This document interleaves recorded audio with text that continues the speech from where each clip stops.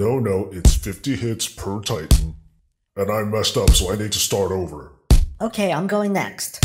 But the pizza's gonna be here soon and I'm starving. What is this? Hey Sarge, welcome back. Since it's my turn to be the Dark Titan, can I get my thermos back? I'm gonna need it. Yeah, no problem. Did I miss anything on Netflix?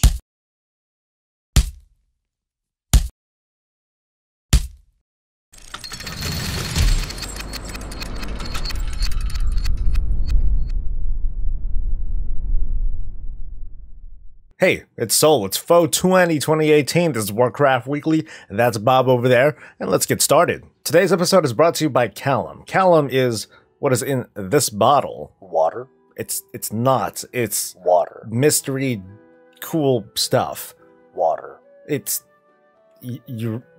You ruined me. A couple of announcements, so look at the description below so you can skip them. But first, because I feel a little bit compelled to do it, I just want to give a shout out and a big thanks to all the patrons and the Twitch subscribers that have been helping to support the channel. You too can be a breezy and have your name emblazoned on the end credits of our videos, or I can humiliate you by name at the beginning of a random video, just like I did with Callum. Haha. I do it because I love you guys, because I want to give some appreciation for your folks' appreciation. Moving on, so I got quite a number of questions from you folks at home and on the, you know, the thing. Why don't you say it? Someone dared me to not say it, so I'm not going to say it. Well, now we know what it is. I know. Anyway, I got a lot of questions, so that contest is considered closed, and I will announce the winners when I finally do the Q&A, probably next week. This looks like it's going to be a lot of fun. Even you got questions, Bob. Wait, is it the spy Q&A? No. As always, I like hearing how your week was, so share that in a little comment below. That's our chance to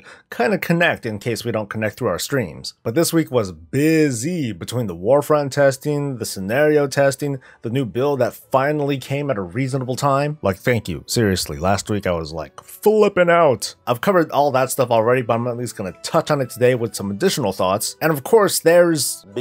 So much B. Maybe not, but... we have a lot to cover, so let me move on to the rest of these items, okay? This week's featured YouTuber is not gonna be a thing for at least a little bit. So what I'm gonna do is take the featured YouTuber section. It's still gonna be here in the weekly because this is such a, I mean, this is a total variety kind of show, right? Variety doo-doo. Really imaginative. Variety doo-doo. Who thinks of that, man?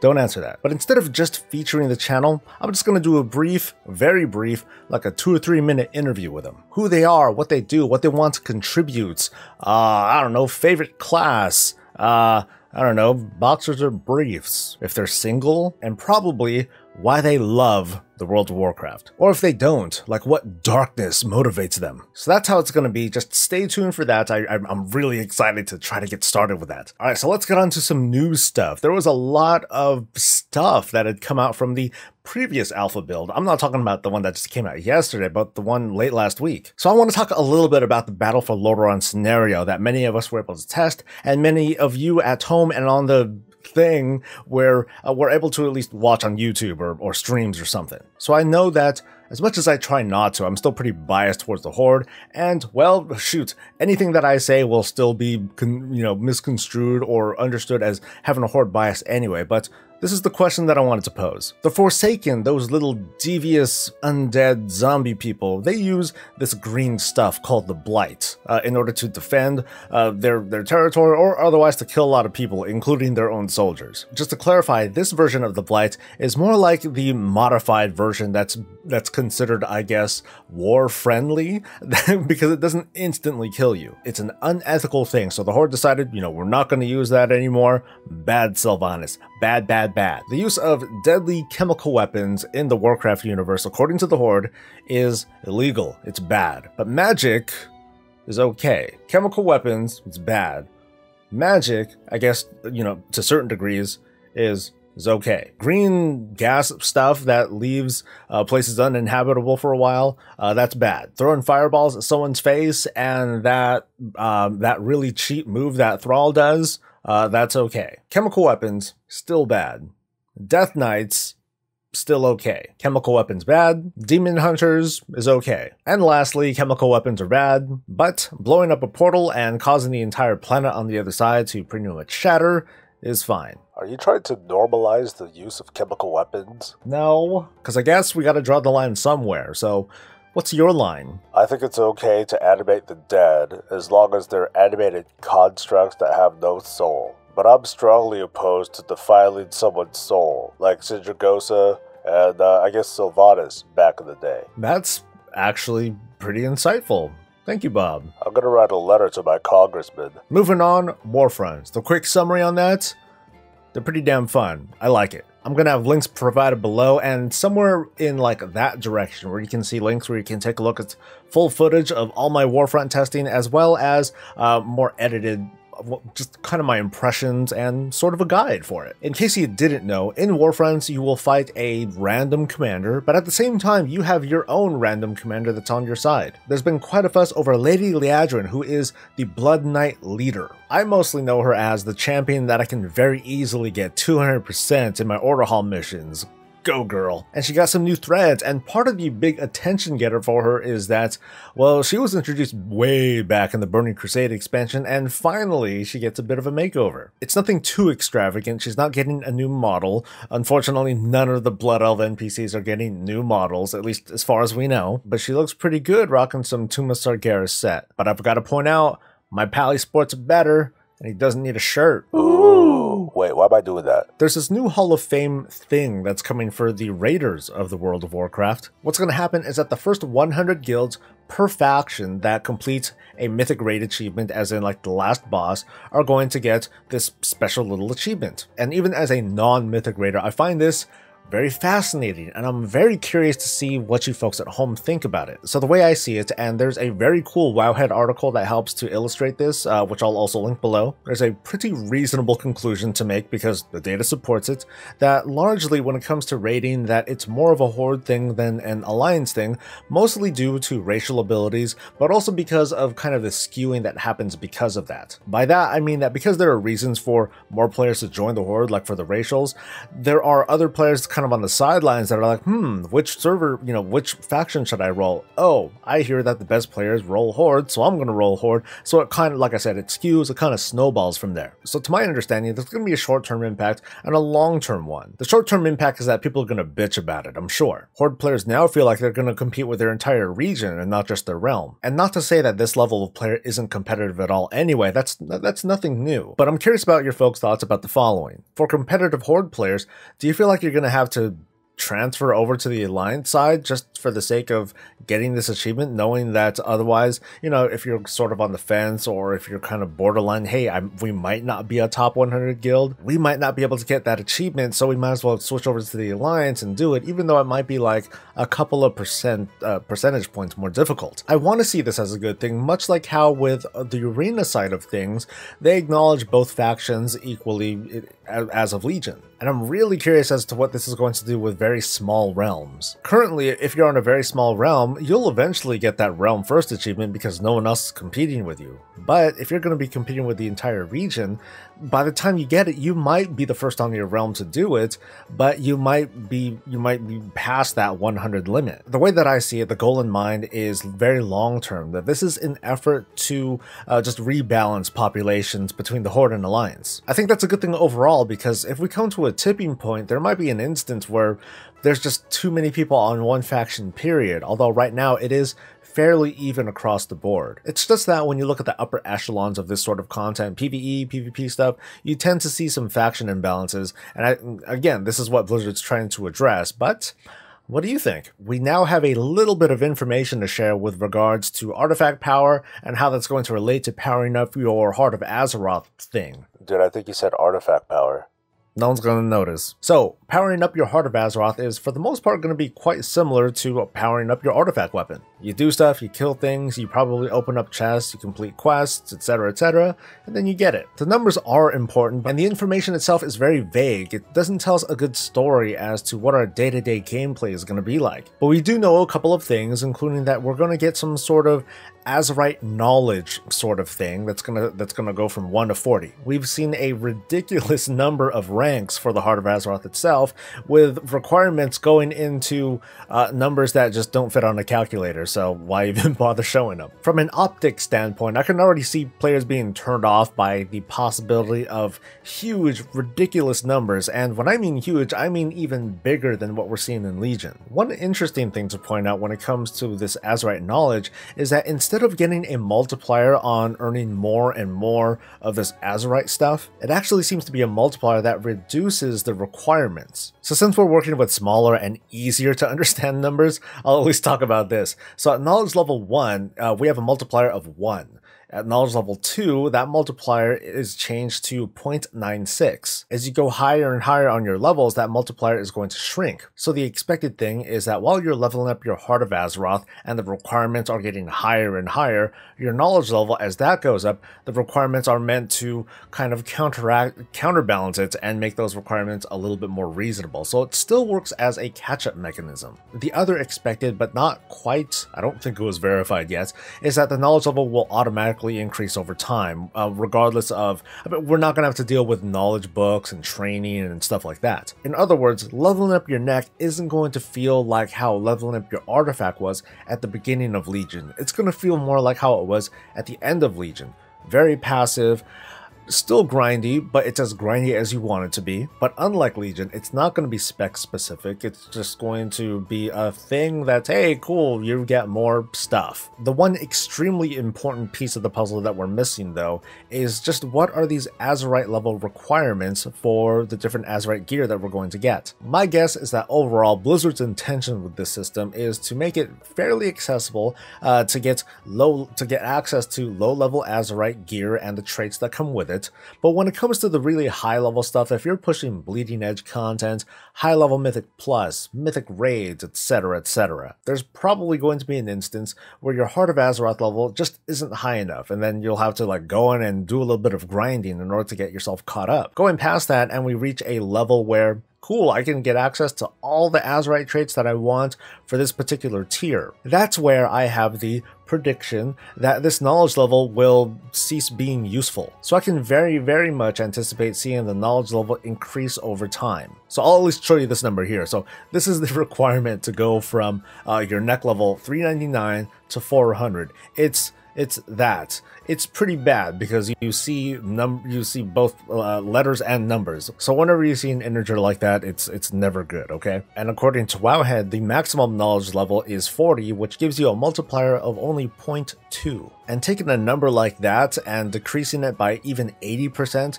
you still have a very ridiculous amount of Azerite that you need to gather. So while I think that this rank 400 on your neck is something that we might see by the end of the Battle for Azeroth expansion, this knowledge level of 40 is just the beginning. Eventually we're probably going to see a knowledge level of, well, whatever the knowledge level is, we're probably going to see a multiplier of like what, 0.0000 repeating 1, something like that. The cool thing, or at least the hope and prayer that I have, is that that's all under the hood stuff. In practice, it's not going to feel like anything. We're not going to notice like these big ridiculous numbers. I mean, okay, we'll probably see these big ridiculous numbers, but the expectation is that it's not going to overwhelm us like it is now in Legion. It's going to be more passive than it was before. And remember, the item itself is just a neck. It's not our weapon, which right now is a very, very big multiplier to our power. The neck, not so much. So right now I still have very high hopes and have a very positive outlook on the Heart of Azeroth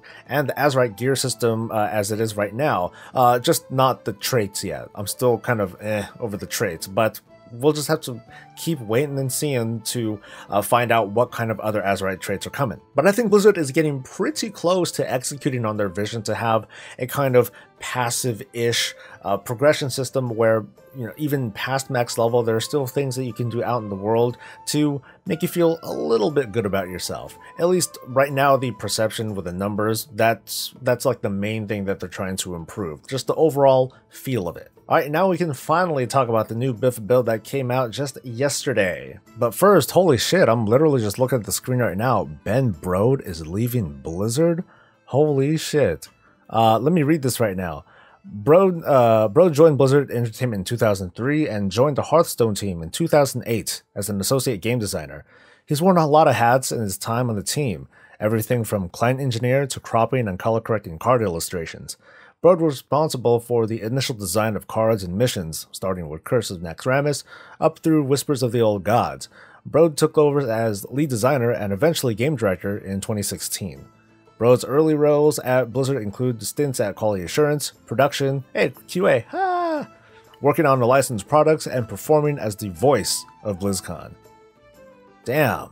Well, that's kind of a bummer. Okay, it's not really a bummer. I wish the very, very best for Ben. But I'm just going to miss that. It's going to make BlizzCon feel a little bit different because for those of you who have gone, you might not have noticed, maybe you did know, but Ben was one of the big announce guys whenever people would come out. He'd be the guy, you know, oh, such and such is coming out, so bring it on. You know, he was that guy. And it was only more recently that he started to come on stage and start doing his thing as the director and before like lead designer and so on and so forth. So that's got me a little bittersweet.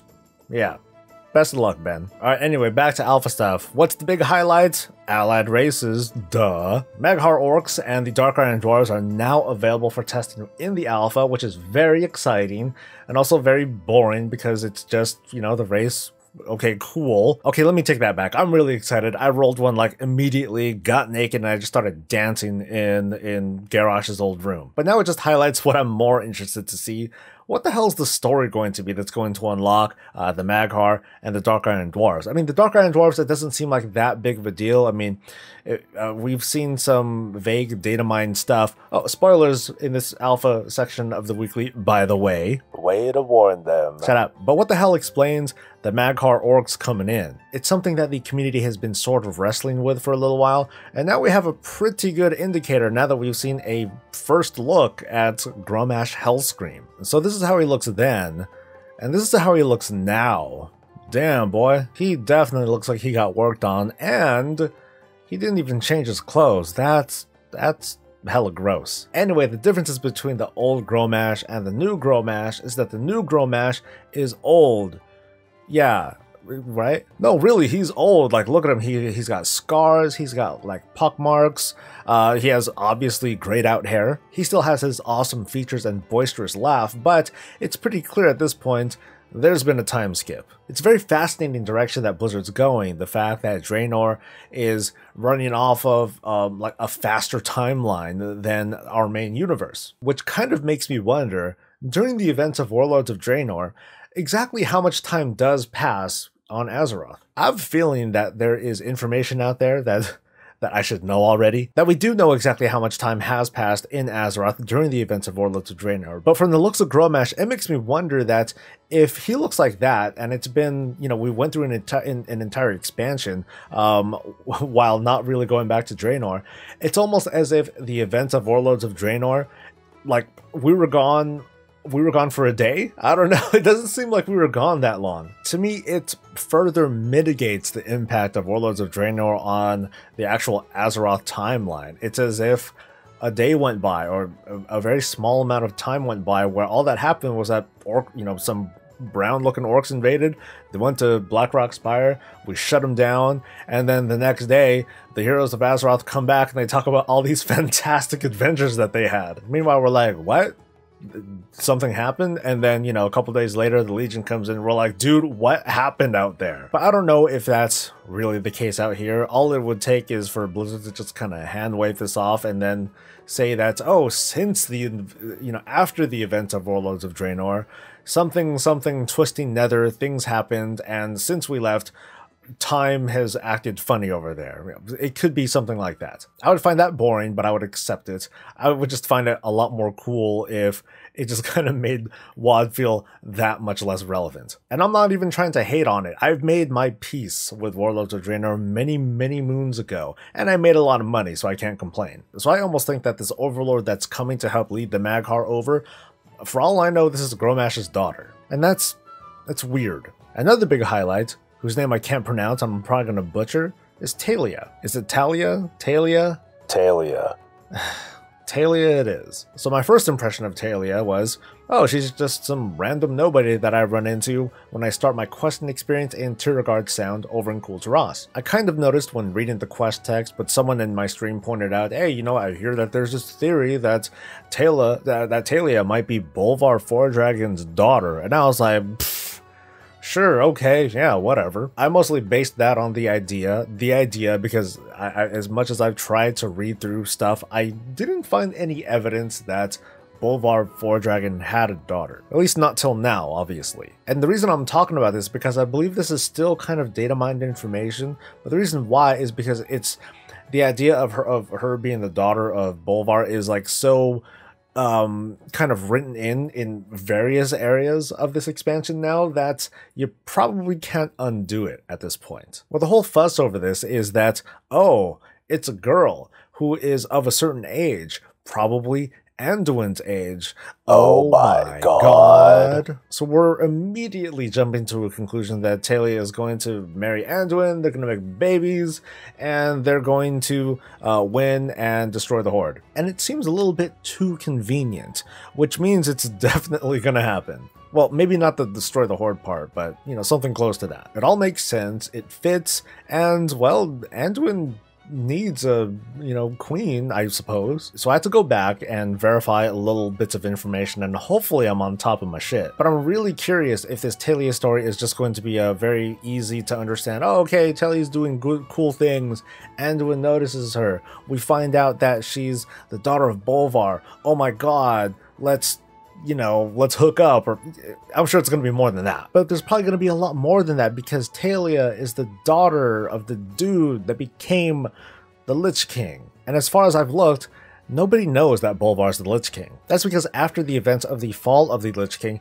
the only people that were around were like us, the champions. There's Tyrion Fordring, and apparently Darian Mograine somehow finds out, although I wasn't able to find out information as to how. We just see references during Legion and in Warlords of Draenor that he wants to find a cure for Bolvar. Basically, he knows. Sylvanas at the very least knows that the identity of the current Lich King is some Alliance soldier when she went up to the Frozen Throne one day to take a look and see like, oh, you cool, we killed the Lich King. Oh wait, no we didn't. Wow, who's that? Oh, it's an Alliance. Grrr. That's obviously the very short version of what went down, but I don't think she knows for sure exactly who that is. So with Tyrion dead and Darian loyal to the Lich King, and with we champions, well, no one talks to us really, Bolvar Fordragon is in fact dead. Is there going to be a thread? Are there going to be connecting dots that will eventually lead to a meeting between Talia and Bolvar? Is this the precursor to a new chapter that will bring us back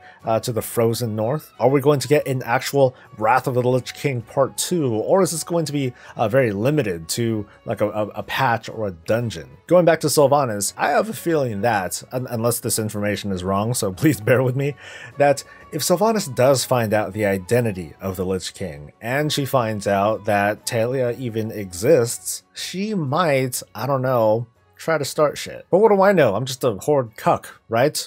Oh yeah, hashtag. So this build's kind of funny that some of the big reveals that come out of this come out to be old men enjoying the fruits of their labor. So with this build came a ton of awesome visuals, and to be honest, it wouldn't do justice for me to try to feature all of them here in the weekly. So what I'm going to try to do, I'm going to try to make a entirely separate video that just goes over, hey, here's the cool transmog stuff, here are the mounts, here are the possible pets that you can tame.